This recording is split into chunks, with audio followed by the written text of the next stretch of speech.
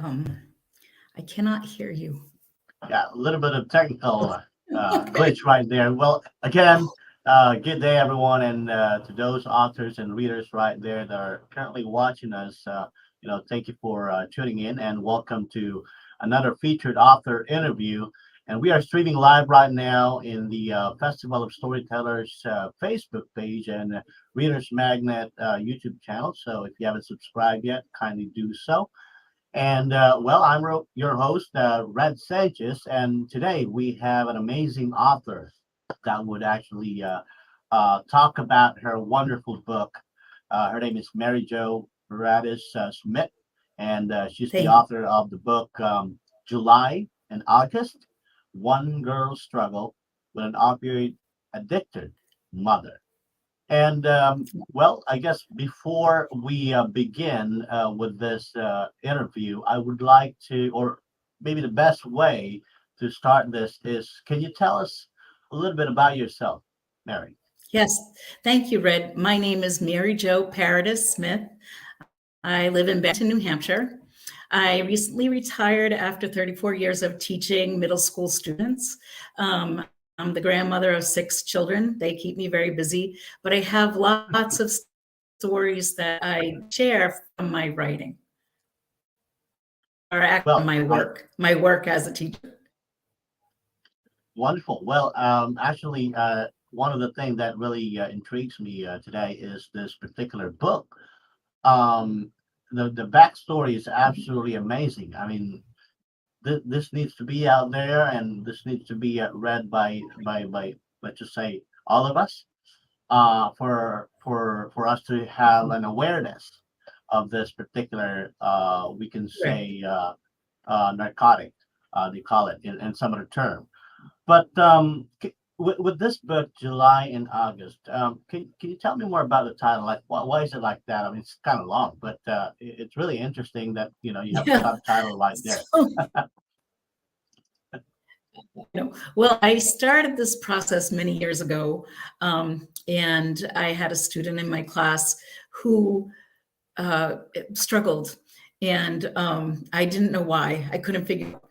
So this story is very loosely based on life. So her character became July to me. I don't know why. Her name just popped in my head. This character's name is July. Um, she so when I started But writing the story many years ago, it's taken me many years, mhm, the story, the title stuck in my head, July and August. But I thought if I printed that, if that was the title, no one would really know what my book was about. I felt like I had to put that little subtitle in, because it's yep. about a girl's, um, you know, one girl's problem with opioid addiction. And so that's the basis of the title and the Yeah, actually, the when I first read the endorsement that I'm going to be doing this interview with this particular person, and the book title is July and August, but I haven't been able to see the subtitle yet. I was like, what's that book all about? Is that about a month, something like that? But it's really when I checked Mm. this online, I was kind of stunned actually because this book was published way back 2020, and by the time that you publish it, you got a lot of positive comments or reviews from I would say your readers. Um, Yes. what do you say, or what can you say about that, or what would be your message to them who actually read your book? Um, so I think people are drawn to this book, especially who are in education. And I wrote this story with the students in my classroom. So, two things that I think people need to take away from this. One is the story's, it's suspenseful. There are lots of things that happen in the story that make the reader pause but want to read the next page quickly. So I've been told. I think it's realistic.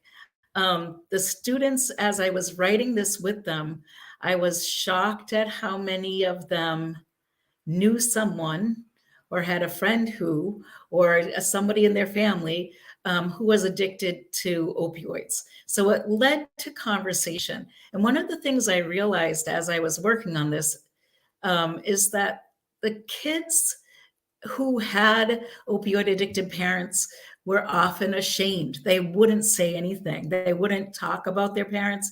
It's really shameful. I had so many students in my career whose parents were opioid addicts or addicts, who had to live with a family member, a grandparent.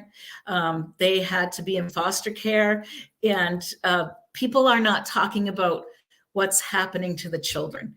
We know that opioid addiction is a crisis in our country, but I wanted to bring light to how this is affecting children, because we're raising a generation of children who are born into trauma. And there's many different types of trauma, but I think this is one that's not discussed. We discuss the addicts, but we don't Mhm. discuss what happens to their children.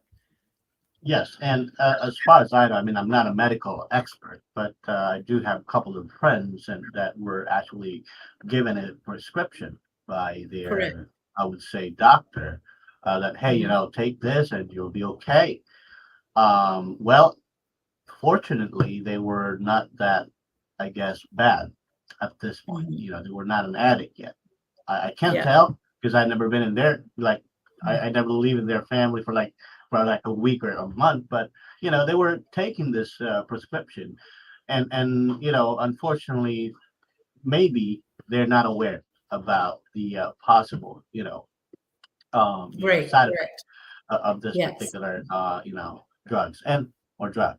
But Right. can you tell us or can you share to our audience right now your writing process on this particular book? Oh, How long did it sure. take you? Um, well, very long time. As I said earlier, I'm a teacher, and so Mhm. every day, my students would start the class with a 10-minute writing prompt. And I would write with them, and you could write anywhere. I just wanted to get them not to be afraid of writing. So it was like a quick warm up. Um, One of the prompts I wrote on the board one day was, think about a time when you were challenged. How did you face that challenge? And this story just kind of popped up in my head. So I started writing it, and I wrote it out every day. And on Fridays, everyone shares their writing, including me. And so I started sharing my story. And the kids said to me, "You have to keep writing this, Mrs. Smith. This is better than a real book." So I thought, okay. So I wrote the story. And fortunately for me, my target audience was at that time was middle school kids. And so when I finished, I had them help me revise it. And many of the ideas, many of the characters are really based on my students. So they were thrilled when I finally published the book. And of course, I added them to the acknowledgments. So they were happy about that too. But as I was writing, I was extremely aware of conversations that would come out from them.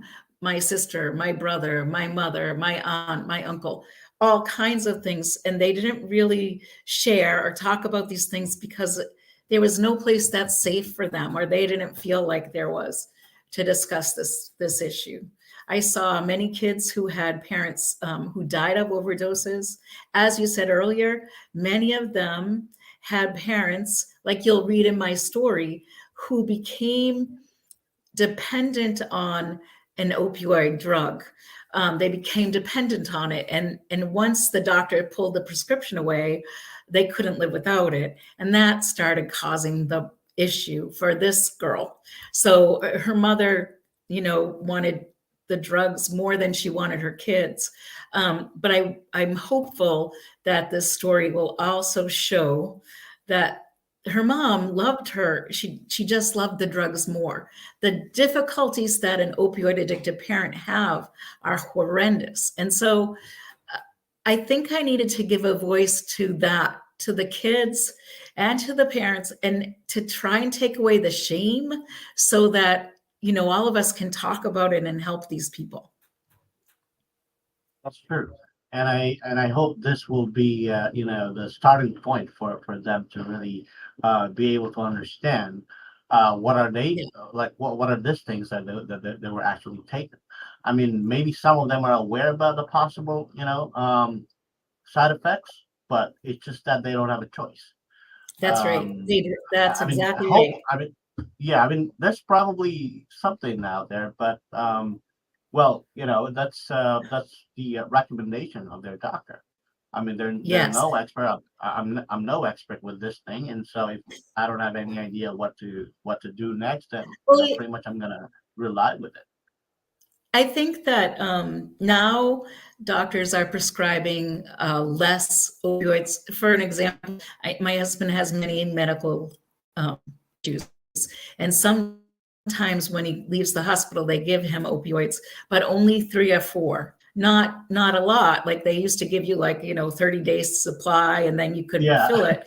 I think that's not happening as much. I think that the pharmaceutical companies are aware because they're being sued by many people for the addiction crisis that's happened in our country. I'm really worried right now because I hear about fentanyl coming in, and I know that that's an extremely dangerous drug and very easy to get your hands on at this point. I think that there's a lot of conversation in our country about, how do we stop the drug cartel? I'm not advocating how to stop it. I don't know. I have no idea. I just want to right. bring a voice to the kids. Like they have no choice. Their parents are the addicts. They're not. How do we help them? I agree. Well, Mary, my next question here for you: if you can meet these characters in this particular book, what would you say to them, or to this the main character, for example? To July. Yeah, I've said a lot of things. I've said so many things to July on my journey. July is terrified of letting people know of her mother's addiction because she believes if she tells anyone, she'll end up in a foster home because she doesn't have any relatives that could take care of her. She never asks for help. She wants to keep this a secret. I think for students or kids like July, if she was in front of me, what I would tell her is to trust an adult. You have adults in your lives that do love you and will help you. All of the kids, have teachers at school. Hopefully they can trust one, maybe a neighbor, maybe just guidance counselor. But I think to hold this in and keep it a secret because it's shameful is really, really what's bothering me. And that's what I sure. tell Well, July. I would give her a hug. I think I would give her a big hug. yeah, I would do the same thing. I mean, July is definitely a brave person. A brave child, and if I were her, I don't know what to do. I mean, honestly, like if my parents were like that, I would be, I don't know, like I'm just gonna hide from No, no. Many everybody else.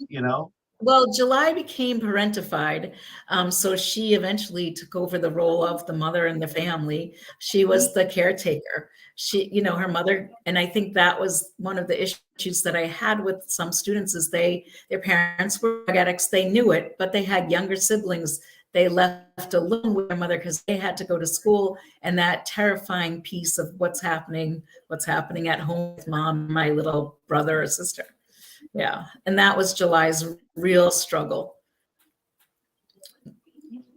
My next question here for you, Mary, is that what would be like the hardest part in writing this particular book? Okay, first of all, it took me many years to write it. I wrote it Right. and revised it and wrote it again. And so then I wrote it some more. I think to me, the hardest part was making sure I got it right, that it was a story that was the story, that it was intriguing. There's a part there where July kidnapped by her neighbor and who's trying to help her, and that leads to some issues. And it's kind of like that part and that character, Mrs. White, came into my head as I was writing. I just needed someone for July to have as a person she could trust. Um, and then my students wanted me to make her evil. So that was a challenge. Like it was like a very different turn than it was going to.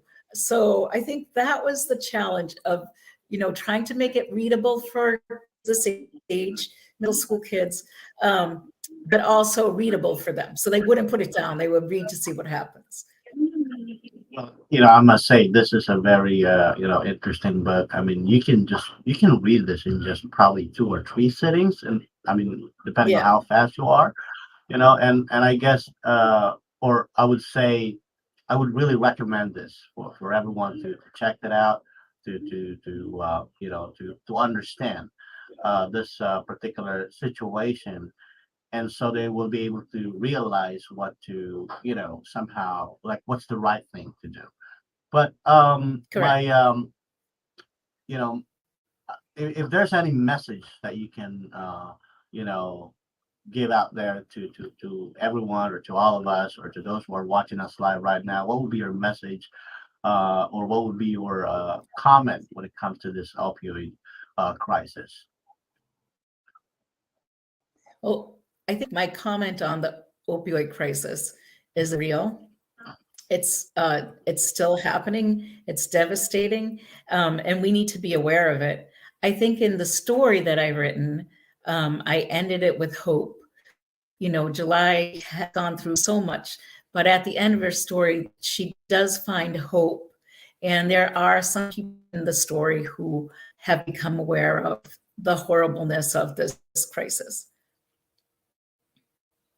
Well, thank you so much for Yeah, that one, I think Mary. that's it. And any upcoming any upcoming books that you're planning to publish in the future? Yeah, actually, right now I'm working on a few books at the same time, which is happens to me, and then one has to jump out. And so right now I'm working on a Okay. book called "I'm Not Tony," and I think Oh, that will be out hopefully in the next year. oh, well, good luck with that. And before we, Thank you. we end this show, can you show us a copy of that book? Do you have a copy with that book I don't have right one now? with me, but I can give me two. I was No, just, right now. Do you have one? They're upstairs. I didn't know that you would want oh, to see okay. one. So Yeah, I was just, yeah, curious yes, about that because, I mean, maybe the audience might be interested to get a copy of yeah, this yeah. book right now. At least they can have a better My well, idea. Uh, uh, yeah. My niece well, I was, actually designed the cover for me, so I mm, really want to get it for you, but I'll wait. oh, yeah. Well, I mean, yeah, we You should can have, buy it I on mean, Amazon. You can put it on all the places down below, and just make right. sure you put in my name as the author. Thank you. Yeah. Yeah, there you go, guys. I mean, if you if you are intrigued about the story of July, I would say, and I would really recommend you guys to check Amazon, check barnesandnoble.com. Just type in the name of Mary in there, Mary Jo Paradis dash There it Smith, is. and yeah, and and you just have to put in the title July and August. I tried it earlier, and it should come out. That's the first thing that will come out in there, and you don't have to really type the whole thing in there just in case you're having trouble to remember everything. But thank you so much, Mary, for your time. Thank you so much Thank you. for really giving me an Thank you opportunity so much. to talk. Well, it's my pleasure. Thank you very I much. and I would like to congratulate you as well. I almost forgot to mention this, but you won an award way back 2021, right? People Choice Yes. Awards. Yep. Wow, Yep. It was the that's an People's amazing Choice award. Awards for New Hampshire. Yeah. It was really an honor, I have to say. A surprise and an Well, honor. So absolutely. I mean, this that it goes to say that this book really has an edge out there, and it just you just need to put it out there and get more people be involved with this particular book, and I think this book will be successful in the future. thank you. Thank you. I hope so. Well, that well, I can assure I can really say that right now, because I'm seeing that in Amazon that you're getting a lot of positive feedback. So I must say that this is something that they can read. But anyway, thank you so much again for your time, and for those who are watching us live right now, and just go to Amazon. Don't even think about it. Just click that buy Thank you. button, and you'll be surprised, and you'll be amazed about the story of July in this book. All right. Thank you, Red. And as we say here with Reader's Magnet, we share your story with the world. Have a great day. Thanks, you too.